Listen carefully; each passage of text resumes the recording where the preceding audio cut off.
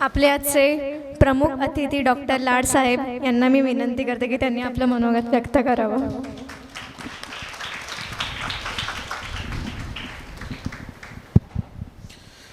सर्वांना नमस्कार. हे एक साथ नमस्ते हे ऐकून मला आज जास्त आनंद होतोय याच्यासाठी की आमची एक विशेष मुलांची शाळा आहे ऐरोलीला, संजीवनदीप विशेष शाळा म्हणून. तर तो संमिश्र प्रवर्गाचा एक प्रोजेक्ट आहे आमचा, जो गेली 32 वर्ष आम्ही चालवतोय. आणि त्याच्यात मतिमंद आणि कर्णबधीर मुलं मुली आहेत. महाराष्ट्र शासनाचा अभ्यासक्रम आम्ही फॉलो करतो आणि जवळपास 10वी पर्यंतचं आमच्याकडे शिक्षण दिलं जातं. आणि याच्यात मुद्दामून मी हा विषय पहिल्यांदा घेतला, तर त्याबद्दल क्षमस्व, सन्माननीय व्यासपीठ आधी म्हणायचं होतं, पण हा विषय सांगणं खूप गरजेचं होतं पहिलं.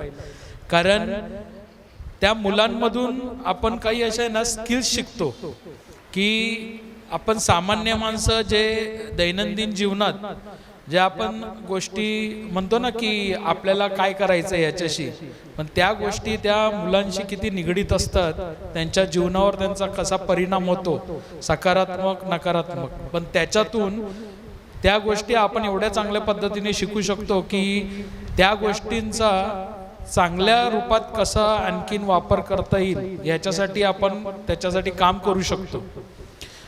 आता प्रमुख सांगायचं म्हणजे ज्या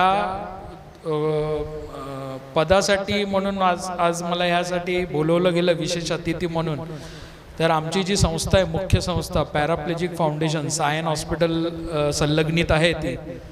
आणि तिकडे आपण 56 वर्ष अपंगांचं पुनर्वसन करतोय की शारीरिक दृष्ट्या जे अपंग असतात, म्हणजे ज्यांना स्पायनल कॉर्ड इंजुरी, म्हणजे ज्यांचं शरीर कमरेखालून लुळं होतं, तर अशा दिव्यांगांवर आपण उपचार करतो. त्यांना उपचाराबरोबर तिकडे मोफत प्रशिक्षण दिलं जातं. आणि जवळपास आत्तापर्यंत गेली 56 वर्षात ज्या 1968 सालात याचा जो पाया रोवला त्या श्रीमती सुलभा वर्धे मॅडम, की ज्यांच्यामुळे ही संस्था नावारूपाला आली. आणि आज आम्ही फक्त ती संस्था चालवण्याचा प्रयत्न करतोय. म्हणजे त्यांनी एक झाड लावलेलं, आज त्याचा वटवृक्ष झालाय आणि आज आम्ही थोडक्यात फळं खातोय असं म्हणता आलं तर वावगं ठरणार नाही.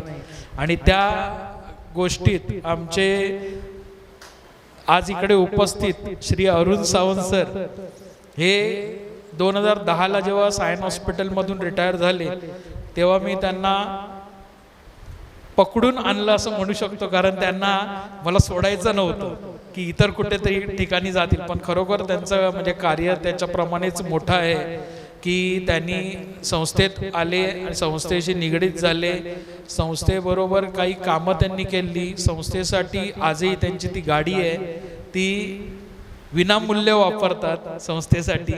त्यांना मी ऐरोलीपर्यंत किंवा इकडे CST पर्यंत कुठेही घेऊन जातो, पण ते येतात हसतमुखाने.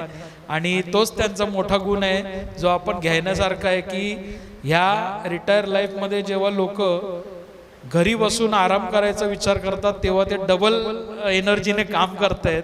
तर त्यांच्यासाठी एकदा जोरदार टाळ्या होऊन देत.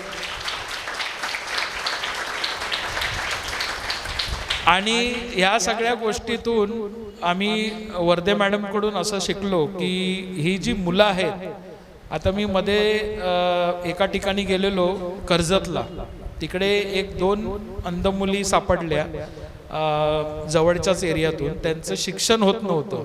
तर आज जसं तिकडे तुमची जी काय पुस्तकं बनवली आहेत राणे सरांनी, तर तसंच माझे एक व्यक्ती आहेत नॅब असोसिएशनमध्ये वर्डीला, माझे खूप सहकारी मित्र आहेत ते, तर कदम म्हणून ते रिटायर झाले आहेत. आणि त्यांच्या अंबरनाथला त्यांचा फ्लॅट आहे. तर त्यांना मी रिक्वेस्ट केली की तुमचं जे काही एक्सपर्टीज आहेत ते इकडे द्या.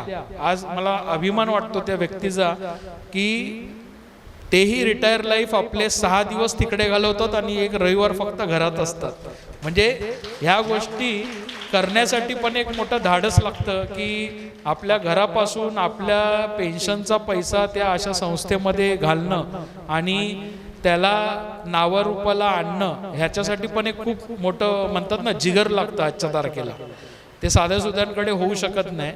आणि याच्यातूनच मी एक असंही गोष्ट सांगेन की आज माझं सौभाग्य आहे की मी या शाळेत एक प्रमुख अतिथी म्हणून मला बोलवलं. त्याबद्दल विशेष राणे सरांचे आभार. अरुण सावंत सर आहेत आणि आपल्या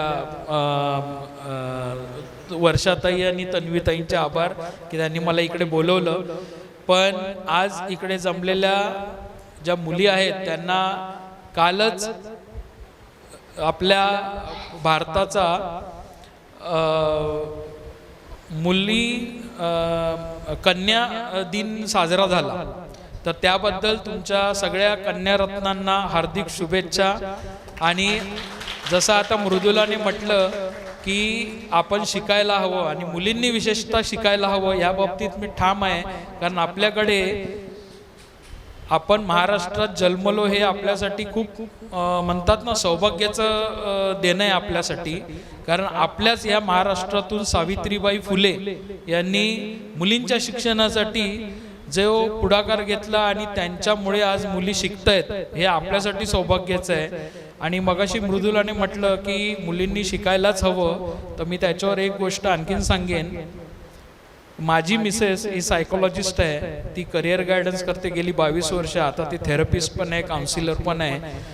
पण तिला जेव्हा हे कळलं की माझा नवरा माझ्या शिक्षणासाठी सपोर्ट करतोय, तर मी तिला पेपर लिहायला सांगितले. आणि आज ती वयाच्या 44व्या वर्षात गांधीनगर गुजरात येथे PhD करते. हे मोठं काम आहे. कारण आज माझा मुलगा 10वीला आहे. पण मी तिला सांगितलं जेव्हा ते मूल जन्माला येतं ना तेव्हा त्याचं विधिलिखित घडलेलं असतं. आत्ताच माझ्या बाजूला बसलेले होते, सरांचं नाव विसरलो मी, हां, डॉक्टर भाळिंगे सरांनी खूप चांगल्या गोष्टी सांगितल्या ज्योतिषाशी रिलेटेड. तर माझं तेच आता मी तुम्हाला सांगेन की माझा मुलगा आता सध्या 10वीला आहे. माझी मिसेस विचार करत होती 8-9 वर्ष तिने पेपर लिहिले आणि सगळं काही झालं. पण तिने एक विचार केला, मी जर आत्ता गेले तेव्हा तो 9वीत होता, तर त्याचं 10वीचं वर्ष कसं जाईल. तर म्हटलं कसं नाही जाणार, चांगलंच जाईल. कारण जेव्हा वरचा बसलेला एकाला मुलाला जन्म घालतो, मग तो चांगला असून देत किंवा दिव्यांग असून देत, तो त्याचं कुठेतरी नशीब लिहून ठेवलेलं असतं.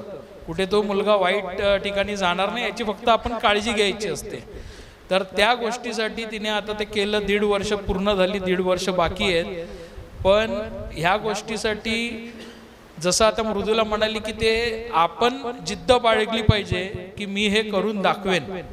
तर आज मी या मुलींना एकच सांगेन की तुम्ही आपल्या आयुष्यात जिद्द बाळगा की मलाही सावित्रीबाई फुले किंवा ज्या कोण तुमच्या आयकॉन असतील त्यांचं एक आयकॉनचं एक ध्येय पुढे ठेवा आणि मी तिथपर्यंत जाईन, हेच मी तुम्हाला सांगेन आणि शुभ आशीर्वाद देईन. धन्यवाद.